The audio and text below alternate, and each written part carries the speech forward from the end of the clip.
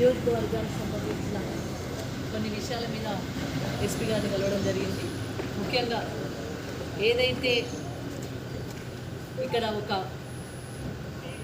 నిర్బంధ వ్యవస్థ అంటే బీఆర్ఎస్ కార్యకర్తలను ఏ విధంగానైనా సరే భయభ్రాంతులకు గురి చేయాలి, వాళ్ళని ఆగమాగం చేయాలి, వాళ్ళ పార్టీని ఇబ్బందికరమైన పరిస్థితులకు తోలేయాలి, లేదంటే చాలామంది జాయిన్ అవుతున్నారు ఆ పార్టీలో బీఆర్ఎస్ పార్టీ వైపు చూస్తున్నారు కాబట్టి వాళ్ళందరినీ భయభ్రాంతులకు గురి చేయడం కోసం మరి ఇక్కడ ఒక నిర్బంధ వ్యవస్థ అనేది జరుగుతూ ఉంది.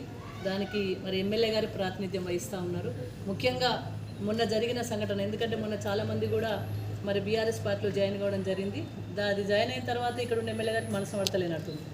మళ్ళీ గతంలో కూడా కేసీఆర్ మీద అనుచిత వ్యాఖ్యలు చేయడం జరిగింది.